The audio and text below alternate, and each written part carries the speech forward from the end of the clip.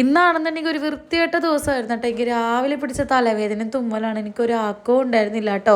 തലേ ദിവസം തന്നെ ഹോസ്പിറ്റലിൽ പോയി എനിക്ക് ഗുളികയൊക്കെ ചെയ്തതാണ്. പിറ്റേ ദിവസം ആയപ്പോഴത്തേക്കും വീണ്ടും എനിക്ക് തലവേദനയും കാര്യങ്ങളൊക്കെ വന്നിട്ടുണ്ടായിരുന്നു. എങ്ങനെയൊക്കെ ക്ഷണിക്കാക്കാനെ വർക്കിന് പറഞ്ഞയച്ചതിന് ശേഷം ഞാനൊന്ന് കിടന്നിട്ടുണ്ടായിരുന്നു കേട്ടോ. പിന്നെ വൈകുന്നേരമാണ് ഞാനൊന്ന് തല പൊന്തിക്കണത്. കാരണം എനിക്ക് അത്രയും പറ്റുന്നുണ്ടായിരുന്നില്ല. പിന്നെ ഞാൻ വൈകുന്നേരം ആയപ്പോഴത്തേക്ക് എന്തായാലും ക്ഷണിക്കാക്ക് രാത്രി വരുമ്പോൾ ഫുഡ് കൊടുക്കണമല്ലോ.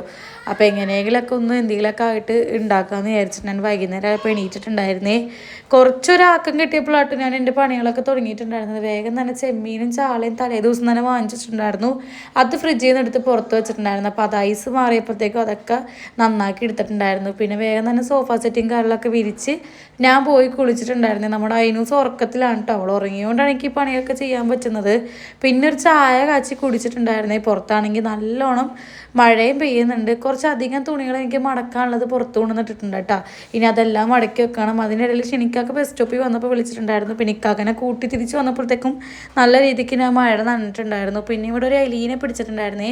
അത് സാഹസ്യമായി ഇക്കാക്ക് കൊണ്ടുപോയി കളഞ്ഞിട്ടുണ്ടായിരുന്നു. പിന്നെ ഇക്കാക്ക വന്നതിന് ശേഷം കേട്ടോ ഞാൻ മീനും കാര്യങ്ങളൊക്കെ വറുക്കാൻ വേണ്ടിയിട്ട് വെച്ചിട്ടുണ്ടായിരുന്നത്. അങ്ങനെ മീനൊക്കെ വറുക്കാനിട്ടപ്പോഴത്തേക്കും നമ്മുടെ അയിനൂസ് ഉറക്കത്തിൽ നിന്ന് എണീറ്റുണ്ടായിരുന്നു. ഷിനിക്കാക്ക് അവിടെ നമസ്കരിക്കുന്നുണ്ടായിരുന്നേ. അങ്ങനെ ഷിനിക്കാക്കുള്ള ചെമ്മീനും എനിക്കുള്ള ചാള വറുത്തതൊക്കെ ഞാനിത് വറുത്തെടുക്കുന്നുണ്ട്. അയിനൂസിന് എരിവ് കുറച്ച് ചെമ്മീൻ വറുക്കുന്നുണ്ട്. പിന്നെ മീനിൻ്റെ മുട്ടയുണ്ട് കേട്ടോ. മീനിൻ്റെ മുട്ട ഇവിടെ ആരും കഴിക്കൂല. അതുകൊണ്ട് എനിക്ക് ഈ ചെമ്മീൻ വറുത്തതും ചാള വറുത്തതും മീനിൻ്റെ മുട്ടയൊക്കെ കിട്ടും. അപ്പോൾ എനിക്കാണ് കേട്ടോ ലാഭം. ഇത് രണ്ടും എനിക്ക് കിട്ടുവേ. അങ്ങനെ നമ്മുടെ അയിനൂസ് ഇതാ വന്നപ്പോൾ ഞാൻ ഒരു കഷ്ണം അവൾക്ക് കൊടുത്തിട്ടുണ്ടായിരുന്നില്ല. പിന്നെ അവൾ കഴിച്ചില്ല. പിന്നെ അവൾ അങ്ങോട്ട് പോയിട്ടുണ്ടായിരുന്നു. പിന്നെ വേഗം തന്നെ കിച്ചൺ ക്ലീൻ ആക്കാൻ വേണ്ടി നിന്നിട്ടുണ്ടായിരുന്നു.